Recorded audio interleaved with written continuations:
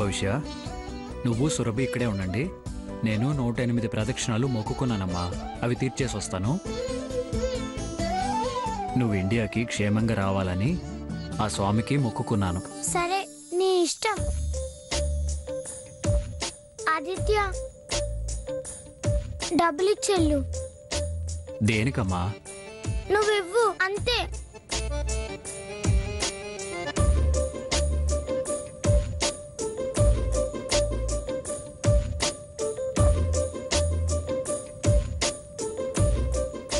సరే, మీరు ఇక్కడే ఉండండి.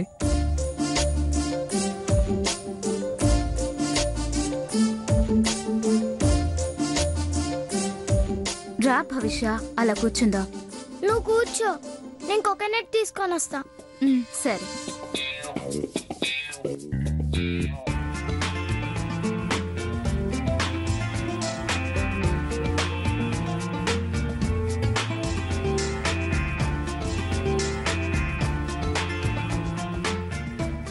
ఒక కోకోనట్ ఇవ్వు. పిల్లని మాయ చేసి మిగతా 90 రూపాయలు నొక్కేయాలి. త్వరగా ఇవ్వు. ఇదిగో. మిగతా చిల్లర ఇవ్వు. మిగతా చిల్లరా ఎక్కడిది? 100 నోట్ ఇచ్చాక. 100? 10 ఇచ్చావు. కాయ తీసుకొని నెత్తిన కొట్టానంటే కాయలాగా నీ తలకాయ పగులుతుంది. ఏంటి కొడతావా? మరి కొట్రా. 100 ఇచ్చాను. కాయ ఎంత? 10 రూపాయలు. 100కి 10 పోతే 90 రూపాయలు రావాలి. ఇవ్వు, లేకపోతే టెంకాయ నీ నెత్తిన పగులుతుంది. అమ్మో, ఏదో సరదాగా అన్నానులేమ్మా, అంత కోపం ఎందుకు? సరదానా? నేను లెజెండ్ని. సరదా ఏంటి? కాయలు అమ్ముకో, నాతో పెట్టుకోవద్దు.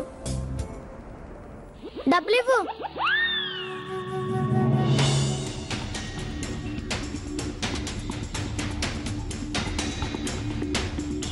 జాగ్రత్త.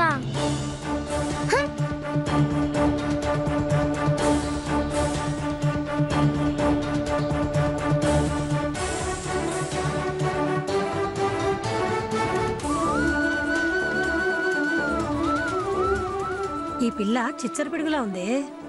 అందుకేగా లెజెండ్ అంది.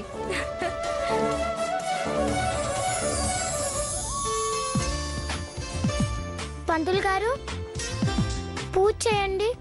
మీ పెద్దవాళ్ళు రానియమ్మా. పెద్దవాళ్ళ పేరు పైననే చేయించేది.